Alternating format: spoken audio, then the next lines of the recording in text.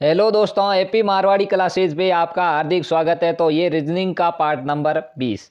इस क्लास के अंदर सीखेंगे रीजनिंग के क्वेश्चन। तो क्या प्रश्न दिया है, इस प्रश्न के अंदर नीचे दिए गए विकल्पों में से संबंधित संख्या को चुनिए। तो इसमें 7 का संबंध दे रखा है 36 के साथ, उसी प्रकार से 6 का संबंध किसके साथ होगा। तो अपन क्या करेंगे, 7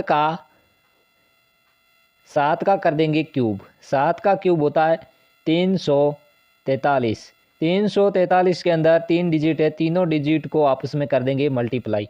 4 तिया 12 और 12 तिये 36। इसी प्रकार से 6 का भी कर देंगे क्यूब। 6 का क्यूब होता है 216। 216 के अंदर भी 3 डिजिट है, तीनों डिजिट को कर देंगे मल्टीप्लाई। 6 एकम 6, 6 दूनी 12। 12 कौन से ऑप्शन के अंदर है? ऑप्शन नंबर ए इसका राइट आंसर होगा, option number A. Next question number 2। Question number 2 के अंदर दे रखा है दिशा परीक्षण से रिलेटेड क्वेश्चन। एक शाम मोहन सूर्य की ओर चलना शुरू किया। थोड़ा दूर चलकर वह अपनी बाईं ओर घुमा। किधर? बाईं ओर। और घुमा, फिर वह अपनी बाईं ओर घुमा, वापस बाएं घुमा। थोड़ा दूर चलकर वह फिर बाईं ओर घुमा। अब वह उनका मुंह किस दिशा में है? यानी सूर्य की दिशा में। ये दिशा उत्तर, ये दक्षिण, ये पूर्व और ये पश्चिम। शाम की समय सूर्य किस दिशा में होगा? इस दिशा में, पश्चिम दिशा में। तो ये सूर्य की तरफ चला और वापस कहाँ घुमा? अपनी बाईं ओर। तो इसका बायां किधर है? इधर। वापस बोला है अपनी बाईं ओर घुमा, वापस इसका बायां इधर और वापस बाईं ओर घुमा, यानी 3 बार बाईं ओर घुमा। तो ये किस दिशा में है? इसका मुंह इस दिशा में, इसका मुंह इस दिशा में। 1 बार घुमा, 2 बार और 3 बार। 3 बार बाईं घूमने पर इसका मुंह किस दिशा में होगा? उत्तर दिशा में। किस दिशा में? यानी इस प्रकार से डायग्राम बनाइए। ये दिशा कौन सी है? उत्तर। तो इसका राइट आंसर होगा ऑप्शन नंबर सी। देखते हैं नेक्स्ट क्वेश्चन नंबर 3। किसी सांकेतिक भाषा में टोम को 48 तथा JIM को 36 लिखा जाता है, तो उसी भाषा में SAB को क्या लिखा है? यानी TOM को क्या लिखा है? TOM को लिखा है 48। T का क्रमांक होता है 20, O का होता है 15, M का होता है 13। तो इसके अंदर 2 डिजिट है, 0 और 2 को जोड़ा तो 0 + 2, 1 + 5, 1 + 3, इनका योग 2 बना, इसका योग 5 + 1 6, 3 1 4। अपन को प्राप्त हुआ 48। इनको हम कर देंगे मल्टीप्लाई। 4 6 24, 24 दूना 48। कितना प्राप्त हो गया? 48। इसी प्रकार से यानी पहले दिए गए लेटर का क्रमांक निकाले और उसके अंदर 2 डिजिट है, दोनों को जोड़ के वापस क्या किया? मल्टीप्लाई किया, तो प्राप्त हो गया 48। इसी प्रकार से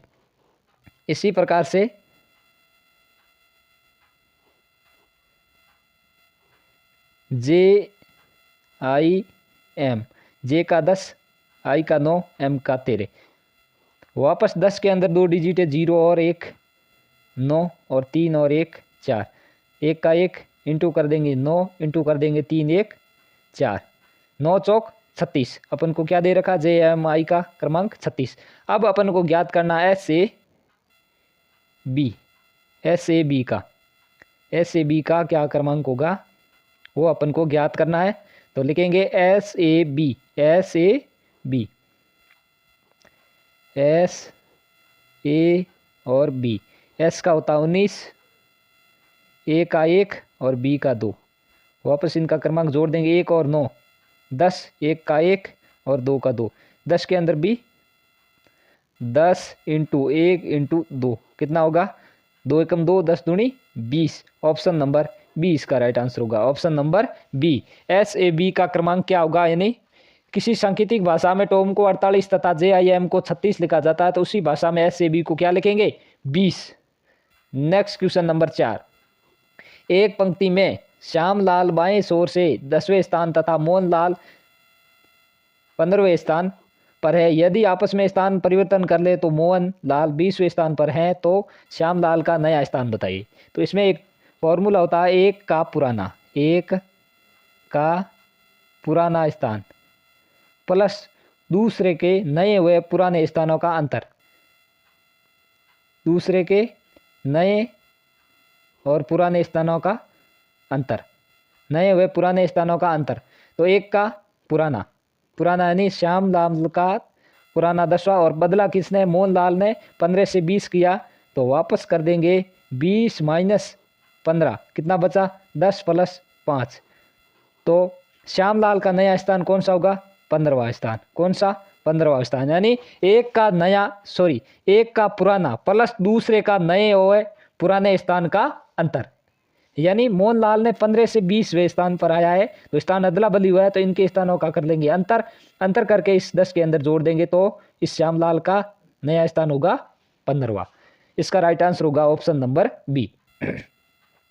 नेक्स्ट क्वेश्चन नंबर 5, यदि आज रविवार है तो 365 दिन पहले कौन सा वार था।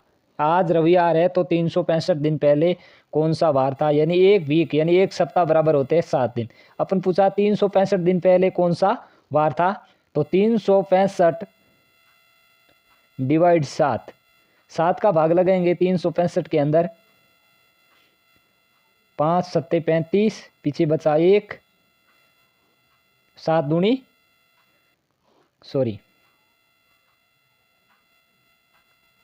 इसको मैं 335, 65 नहीं 335, 7 का भाग लगाएंगे, 7 चौक 28, 33 माइनस करेंगे 28, तो पीछे बचा 5, वापस उतारा 5, और साथ ही 49, पीछे कितना बचा 6, यानी शेष कितना बचा 6।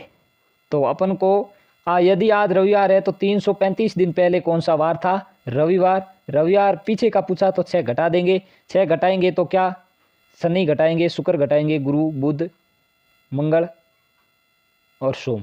कौन सा दिन था, सोमवार। ऑप्शन नंबर सी इसका राइट आंसर होगा। यानी रविवार से 6 दिन पीछे चलना है।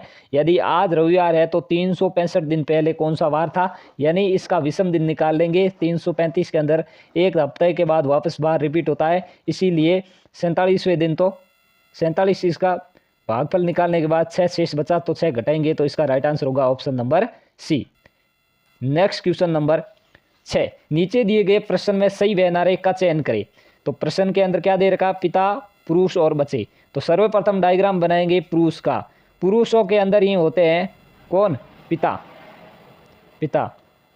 तो कुछ बच्चे क्या होते हैं, पुरुष, और कुछ बच्चे के अंदर दोनों ही कैटेगरी होती है, महिला और बच्चे और बच्चियां। तो बच्चे कुछ क्या हो गए, पुरुष की कैटेगरी के अंदर। तो इस प्रकार से डायग्राम कौन सा बनेगा, ऑप्शन नंबर सी। यानी पिता है जो किस कैटेगरी के अंदर है, पुरुष की कैटेगरी के अंदर, लेकिन कुछ बच्चे क्या है, पुरुष की कैटेगरी के अंदर। तो इसका राइट आंसर होगा option number C. Next question number 7, आपकी बहन के पिता के बेटे की माँ की बहन का बेटा आपके कौन होगा। आपकी बहन के पिता, जैसे यह है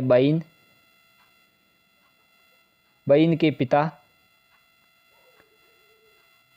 बहन के पिता के बेटे की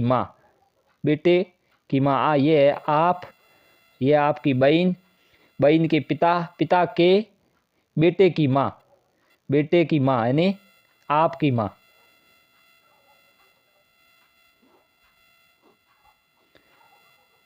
आगे क्या बोला है, बेटे की माँ की बहन का बेटा, यानी इसकी बहन का बेटा, यानी इसका बेटा होगा, इसका बेटा। यानी आपकी बहन के पिता के बेटे, यानी पिता के बेटे कौन, आपकी बहन के पिता के बेटे की माँ की बहन का बेटा, यानी ये इसकी माँ, ये इसका पिता, ये इसकी बहन, ये इसकी मौसी, और ये मौसी का बेटा क्या लगेगा, भाई। ऑप्शन नंबर सी इसका राइट आंसर होगा। ऑप्शन नंबर सी, मौसेरा भाई।